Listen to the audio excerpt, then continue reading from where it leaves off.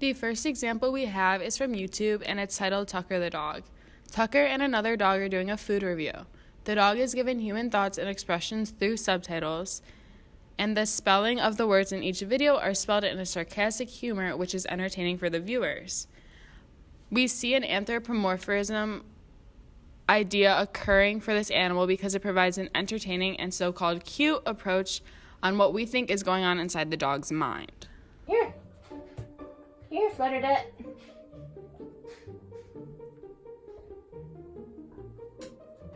What are you doing? Tuck? You're just so mean. Oh my goodness. Here.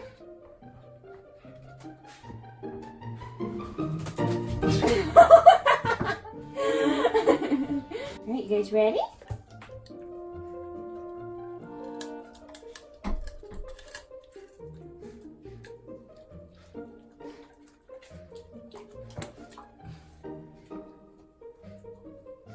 Tucker, you can't eat hers.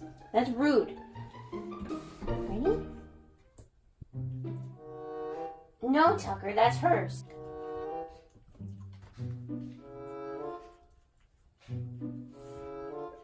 What's this, Flutter? Whoop! The second example that we have is from a 2007 Pixar movie called Ratatouille. Remy the rat is the main character and is given human characteristics. He, for the most part of the movie, is standing on his hind legs and is using hand gestures while he speaks similarly to how humans do. He can understand French culture and understands English and can even express emotions.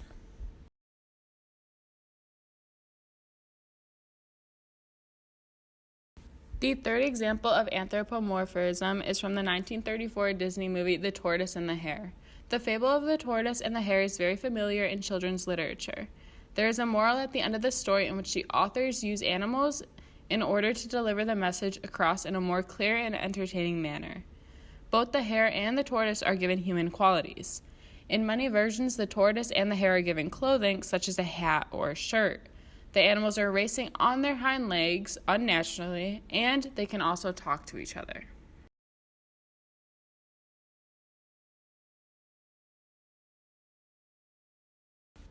Moving into anthropodenial, the first example we have of this is vivisection, or the dissection of live animals or humans. People conducted vivisections had the mindset that their animal subjects do not have the capability of feeling pain and would conduct live dissections on them. This was a practice that began in the late 1800s, and it is now considered illegal because it falls under animal abuse and animal testing.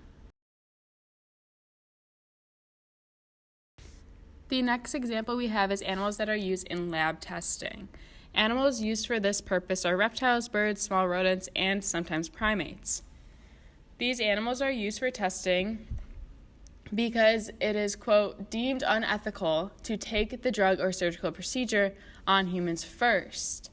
This is an example because it shows that animals do not feel things the same way that humans do, which is why they are used for these painful procedures rather than humans. The last example we have of this is when whales are taken away from their families, specifically due for captivity purposes.